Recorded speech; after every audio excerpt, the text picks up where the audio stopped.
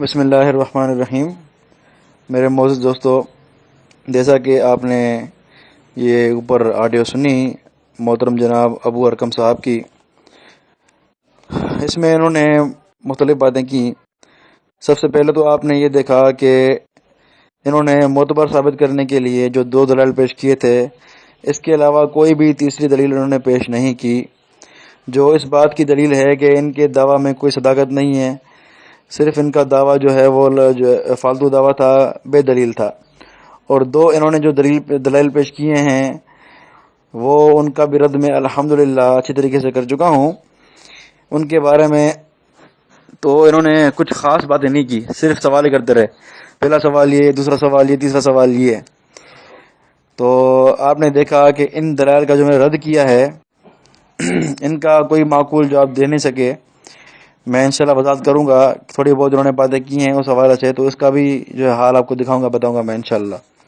بہرحال میں چاہوں گا کہ ان کی باتوں کا، ان کی اس آڈیو کا مختصراً رد کر کے میں اپنے دعویٰ کی طرف آؤں، کیونکہ ان کے پاس دلائل تو ختم ہو چکے ہیں، اب یہ اس طرح کی باتیں کر کے ہی ٹائم پاس کریں گے۔ تو پہلے انہوں نے کہا کہ میری باتوں کا جواب دینے کے بجائے لفاظی کر کے خاموش ہو گئے اور ضامن علی کو بدعتی ہونے پر دلیل پیش نہ کر سکے۔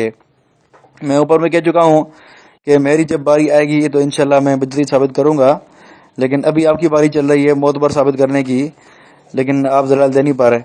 تو یہی وجہ ہے، ان کے پاس کوئی دلیل نہیں ہے، اس لیے مجھے بار بار کہہ رہے ہیں کہ تم دلیل دو، تم دلیل دو، تم دلیل دو۔ ارے بھائی دلیل دے رہا ہوں، اتنی جلدی کیوں ہے؟ پھر آپ کی دعویٰ کی حیثیت تو واضح کر لوں، اور الحمدللہ وہ کافی واضح ہو چکی ہے، اور میں انشاءاللہ اس ٹرن میں اپنی دلیل پیش کروں گا، ٹھیک ہے جی۔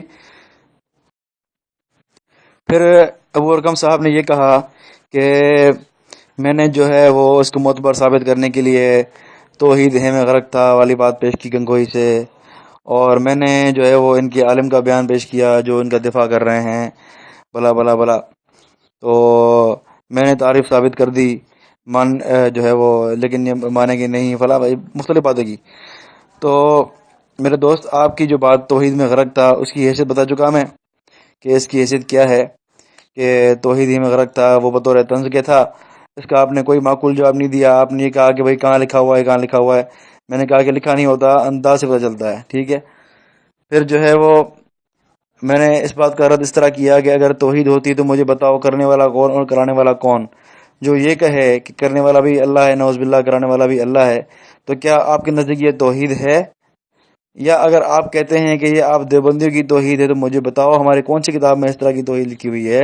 اس کا آپ نے کوئی جواب نہیں دیا، کوئی جواب نہیں دیا، اور نہ دیں گے انشاءاللہ۔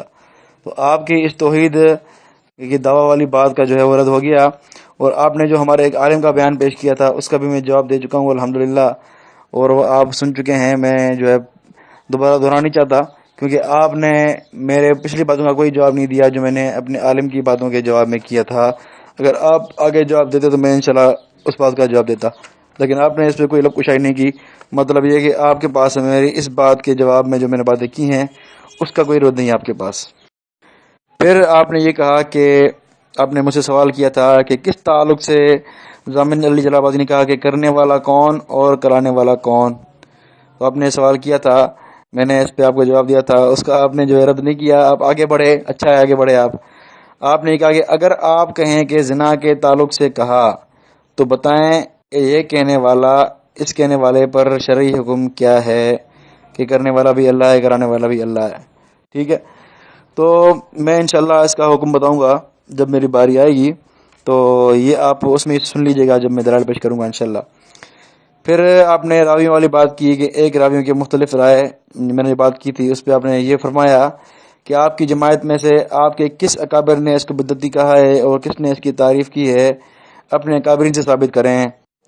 تو محترم ابو ارکم صاحب، یہ کوئی نئی بات نہیں کہی آپ نے یہ بات پہلے بھی کی ہے، تو میں نے آپ کو پہلے بھی جواب دے چکا ہوں۔ 30 مارچ کی میری جو ہے وہ آخری آڈیو سن لیں آپ، اس میں آپ کو بتا چکا ہوں کہ میں نے یہ بات آپ کو بطور الزام کہی تھی، بطور الزام، کہ آپ اگر کہہ رہے ہیں کہ ایک بندے، ایک شخصیت کو آپ کے کچھ عالم جو ہے وہ بدعتی کہہ رہے ہیں اور کچھ عالم جو ہے وہ اس کی تعریفیں کر رہے ہیں، میں نے کہا اگر آپ کی یہ بات صحیح بھی ہو تو پھر یہ راویوں کے حالات کہ کس راوی کو کوئی دجال کذاب کہہ رہا ہے اور اسی راوی کو دوسرا محدث ثقۃ ثبت کہہ رہا ہے، تو میں نے بطور الزام پیش کیا تھا کہ اگر یہاں تنقید کر رہے ہیں، مناظرے کے لیے آپ نے گروپ بنا لیا ہے، تو وہاں آپ کیوں تنقید نہیں کرتے؟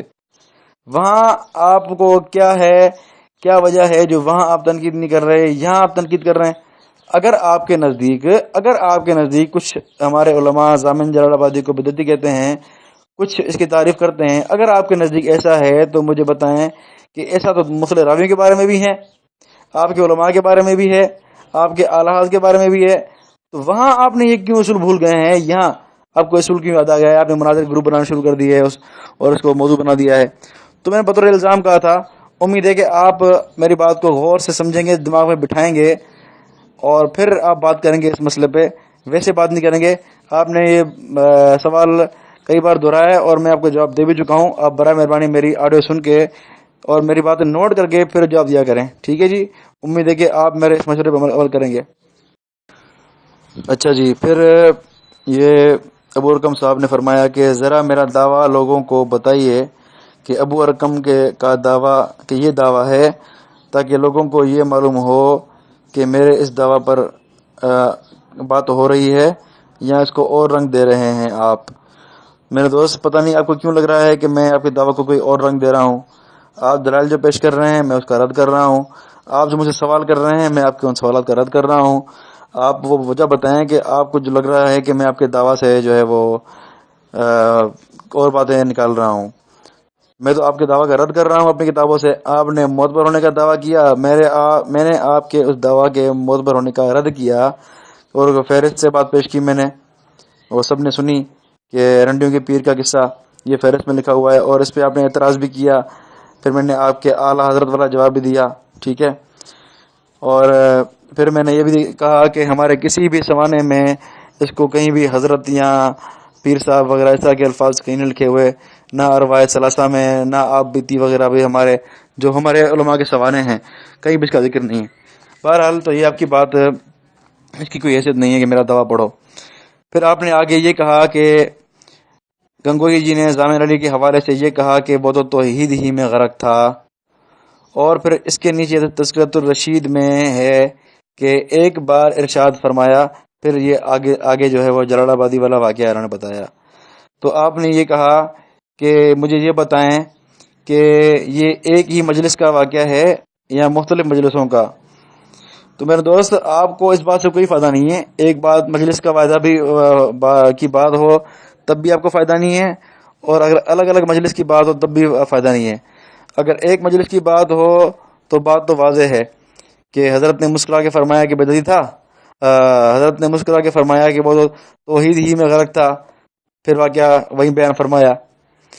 اگر آپ یہ مراد لیں تب بھی میری بات بنتی ہے، اور اگر آپ یہ کہیں کہ وہ واقعہ الگ تھا کہ حضرت نے فرمایا کہ وہ تو توحید ہی میں غرق تھا، اور یہ واقعہ جو رنڈی کی جو بات کر رہے ہیں وہ واقعہ الگ تھا، تو بات پھر بھی ایک ہی ہے۔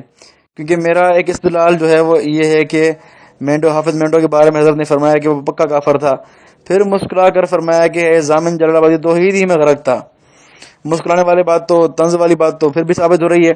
اگر ایک مجلس ہو پھر بھی، اگر مجلس الگ ہو پھر بھی۔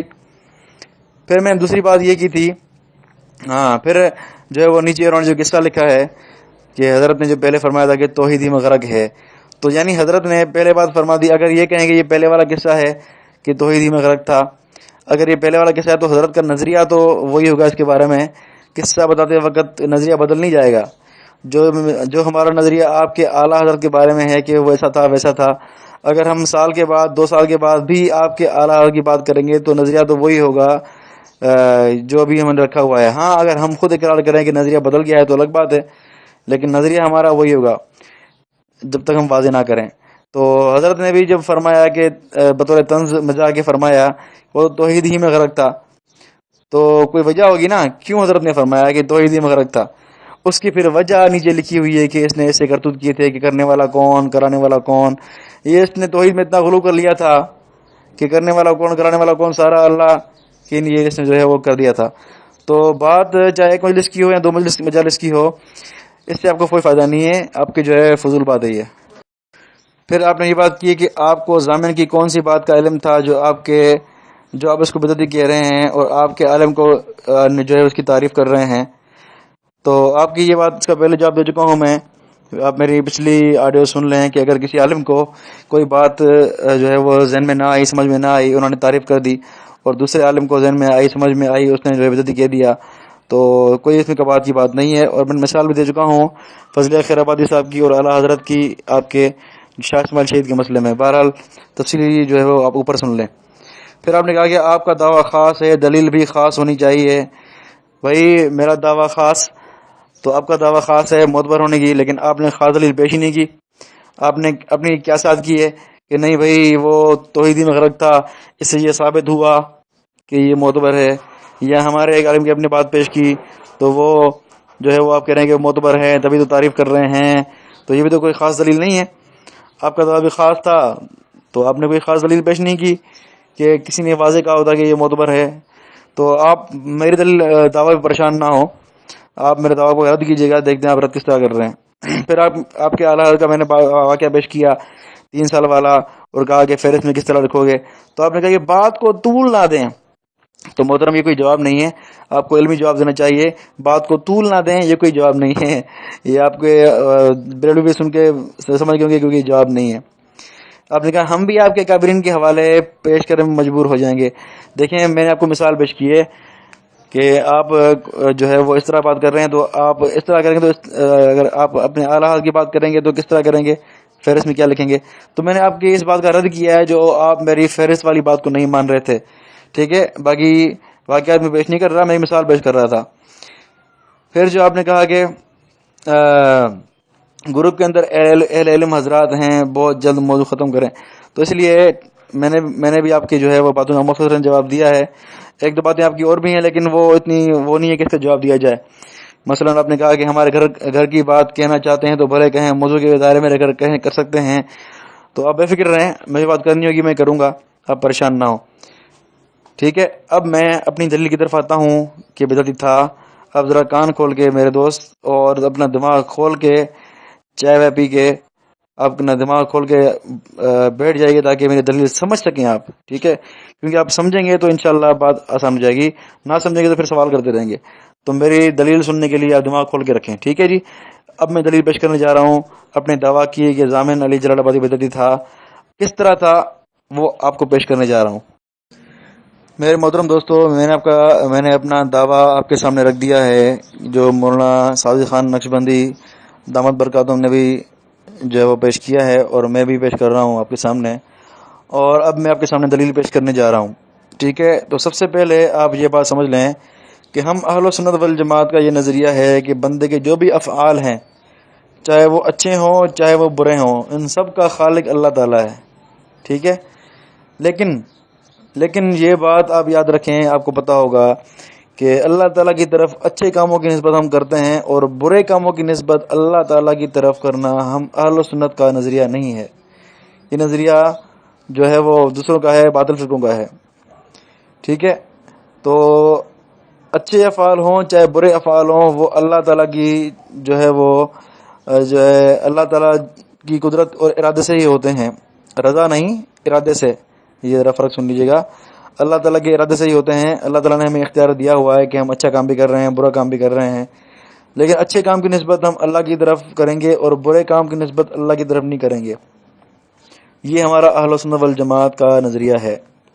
ٹھیک ہے، اب آپ دیکھیں کہ یہاں ضامن جلال آبادی کیا کہہ رہا ہے کہ کرنے والا کون اور کرانے والا کون، وہ تو وہی ہے. یعنی اس گندے کام کی نسبت ضامن جلال آبادی نے اللہ تعالیٰ کی طرف کی. ٹھیک ہے، اب اہل سنت کا نظریہ یہ تو ہے نہیں کہ گندے کام کی نسبت اللہ تعالیٰ کی طرف کی جائے. جس طرح قرآن پاک میں حضرت ابراہیم علیہ السلام نے کیا فرمایا، وَإِذَا مَرِضْتُ فَهُوَ يَشْفِينِ، جب میں بیمار ہوتا ہوں. اب بیمار ہونے کی نسبت ابراہیم علیہ السلام نے اپنی طرف کی کہ میں بیمار ہوتا ہوں، حالانکہ بیمار ہونا بیمار کرنا یہ تو اللہ تعالیٰ کی مرضی سے ہوتا ہے، اللہ تعالیٰ کرتا ہے. لیکن ابراہیم علیہ السلام نے بیماری کی نسبت اللہ تعالیٰ کی طرف نہیں کی. اس طرح نہیں فرمایا کہ وَإِذَا أَمْرَضَنِي، بلکہ یہ فرمایا کہ وَإِذَا مَرِضْتُ، جب میں بیمار ہوتا ہوں، فَهُوَ يَشْفِينِ، پھر وہ اللہ تعالیٰ مجھے شفا دیتا ہے. تو دیکھیں یہ ہمارا نظریہ قرآن سے ثابت ہے. تو ہمارا نظریہ بھی ہے، عقائد کی کتابوں میں واضح وضاحت سے موجود ہے. اگر آپ نے پڑھا ہوگا ابو ارقم صاحب نے تو آپ کو پتا ہوگا. تو دیکھیں اہل سنت کے نظریے کے خلاف اس نے کیا کیا کہ گناہ کی نسبت، برے کام کی نسبت اس نے اللہ تعالیٰ کی طرف کر دی ضامن جلال آبادی نے. اور آپ کو پتہ ہونا چاہیے کہ جبریہ اور معتزلہ ان کا نظریہ کیا ہے، اور وہ بدعتی ہیں. تو ان کا نظریہ بھی وہی ہے، اسی لیے ہم نے بدعتی کہا ہے اس کو، اس نظریے کے مطابق کہ اس نے گناہ کی نسبت اللہ تعالیٰ کی طرف کر دی ہے، جو اہل سنت کا نظریہ نہیں ہے. ٹھیک ہے. تو الحمدللہ میری اس بات سے ابو ارقم صاحب نے بات سمجھ لی ہوگی، اور اگر آپ نے بات نہیں سمجھی ہوگی تو آپ کے لیے دروازہ کھلا ہوا ہے، آپ سوال کر سکتے ہیں، انشاءاللہ میں آپ کو جواب دوں گا. السلام علیکم ورحمۃ اللہ وبرکاتہ. علی معاویہ صاحب نے کہا کہ انہوں نے جو معتبر ثابت کرنے کے لیے جو 2 دلیلیں پیش کی، اس کے علاوہ کوئی تیسری دلیل پیش نہیں کی، جو اس بات کی دلیل ہے کہ ان کے دعویٰ میں کوئی صداقت نہیں ہے، ان کا دعویٰ فالتو ہے. عرض ہے کہ جس کو صداقت سے تھوڑا بھی لگا ہوگا آپ کی اس دلیل سے متفق نہیں ہوگا، یہ بھی کہہ سکتا ہے کہ یہ کہنے والا کم عقل یا کم علم ہے. کسی چیز کو ثابت کرنے کے لیے ایک دلیل بھی دی جا سکتی ہے، اس کا انکار کوئی بھی نہیں کر سکتا ہے. میرے آقا صلی اللہ علیہ وسلم نے ابو جہل کے سامنے کئی دلیلیں پیش کی، لیکن وہ انکار کر کے بھاگ جاتا، جھوٹ بولتا، بہانے کرتا. علی معاویہ صاحب سے گزارش ہے سوچ سمجھ کر بولنا چاہیے. پھر علی معاویہ صاحب نے کہا کہ آپ نے خاص دلیل پیش ہی نہیں کی، آپ نے جو بطور دلیل پیش کیا یہ بھی تو کوئی خاص دلیل نہیں ہے. سامعین حاضرین سماعت فرما رہے ہیں، میں نے گنگوہی صاحب کے قول سے ضامن علی کو توحید پرست ثابت کیا، اور یہ بس کہتے رہے، بطور مزاح کا ہے، بطور طنز کا ہے، لیکن اس پر کوئی ٹھوس دلیل پیش نہیں کی. ان کے ہی ایک جماعت کے عالم سے تعریف ثابت کیا، اور یہ کہتے رہے ان کو ضامن علی کی شخصیت کا علم نہیں ہوگا، اس لیے ایسا بولا، یہ بولا، وہ بولا.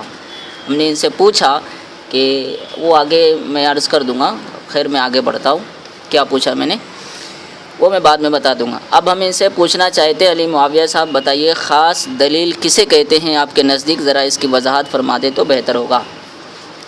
علی معاویہ صاحب نے کہا کہ ضامن علی نے گناہ کی نسبت اللہ کی طرف کر دی، جو اہل سنت کا نظریہ نہیں ہے. علی معاویہ صاحب بتائیے تو صحیح کس گناہ کی نسبت ضامن علی نے اللہ کی طرف کر دی ہے. اور ایک بات عرض کر دوں، بات آ گئی تو کافی عرصہ ہو چکا ہے، ایک دیوبندی سے میری کال پر گفتگو ہو رہی تھی، اور پہلے اکثر میں کال پر ہی گفتگو کرتا تھا. خیر، اور دوران گفتگو اس حکایت پر بات شروع ہوئی ان سے، اور میں نے کہا کہ بتائیے ضامن علی نے کہا کہ کرنے والا کون اور کرانے والا کون، وہ تو وہی ہے، اس پر آپ کیا کہتے ہیں؟ جھٹ سے انہوں نے اس پر جواب دیا نفس ہے، انہوں نے تعویل پیش کی نفس ہے. اب علی معاویہ صاحب بتائیے اس پر آپ کیا کہنا چاہیں گے، اور مزید آگے اس پر گفتگو کروں گا انشاءاللہ عز و جل. وقت کی کمی کی وجہ سے میں آگے بڑھتا ہوں. علی معاویہ صاحب آپ نے پھر میرے سوالوں کا جواب نہیں دیا اور لفاظی کر کے راہ فرار اختیار کرنے کی کوشش کی. میں واپس اپنے سوالوں کو دہراتا رہوں گا جب تک مجھے جواب نہیں ملے گا. آپ کو اس طرح یہاں وہاں بھاگنے سے چھٹکارا نہیں ملے گا. آپ نے کہا کہ کرنے والا اللہ ہے اور کرانے والا اللہ ہے. ضامن علی نے کہا اب آپ بتائیے، اگر ضامن علی نے زنا کے تعلق سے کہا ہے، معاذ اللہ یہ زبان پر بھی لانا جو ہے صحیح معلوم نہیں ہوتا ہے، بہت ہی برا محسوس ہوتا ہے، لیکن آپ چونکہ جواب نہیں دے رہے ہیں اس لیے مجھے بار بار پوچھنا پڑ رہا ہے، تو گزارش ہے آپ جواب دے کر اس بات کو ختم کریں. اگر زنا کی نسبت اس نے اللہ کی طرف کر دی کہ کرنے والا اللہ ہے اور کرانے والا اللہ ہے، تو بتائیے یہ کفر ہے یا نہیں؟ ٹھیک ہے. آپ نے محدثین کے حوالے سے کہا کہ ایک راوی پر مختلف باتیں سامنے آتی ہیں، کوئی کذاب کہتا ہے، کوئی کذاب کہتا ہے، ضعیف کہتا ہے، کوئی ثقاحت بیان کرتا ہے، صحیح کہتا ہے. علی معاویہ صاحب آپ نے اس کا ذکر کیوں کیا؟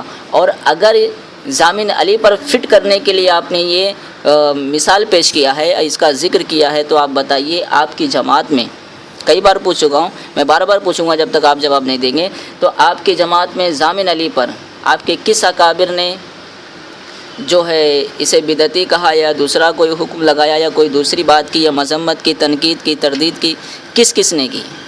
اور آپ کی جماعت میں وہ کون کون سے لوگ ہیں جنہوں نے ضامن علی کی جو ہے تعریف کی اور اسے صحیح کہا اور دفاع کیا؟ ٹھیک ہے، یہ آپ بتا دیں۔ جب تک جواب نہیں ملے گا میں سوالوں کو دہراتا رہوں گا، کیونکہ یہ میرا حق ہے، مجھے جواب چاہیے۔ آپ میرا دعویٰ لوگوں کو بتائیں جو میں نے آپ کو دیا ہے۔ آپ میرا دعویٰ کر رہے، میں نے آپ سے پوچھا لیکن آپ نے ابھی تک میرا دعویٰ نہیں بتایا۔ آپ بتا دیں کہ ابو ارقم رضوی کا یہ دعویٰ ہے اور اس پر جو ہے انہوں نے ایسی کوئی بات پیش نہیں کی۔ جو بھی آپ کہنا چاہتے ہیں آپ میرا دعویٰ پہلے بتا دیں۔ اور آپ سے پوچھا تھا وہ دونوں باتیں ایک ہی وقت میں گنگوہی صاحب نے کہی ہے کہ الگ الگ موقعوں پر کہی ہیں؟ ایک توحید میں ہی غرق تھے اور نیچے لکھا ہے وہ ایک بار ارشاد فرمایا، پھر ایک بار ارشاد فرمایا غالباً۔ تو یہ دونوں باتیں جو واقعہ ہے اور اوپر جو توحید میں غرق تھے، یہ دونوں باتیں ایک ہی وقت میں کہی یا الگ الگ کہی؟ سیدھا جواب دیں، ایک ساتھ کہی یا الگ الگ کہی؟ ایک جواب چاہیے مجھے۔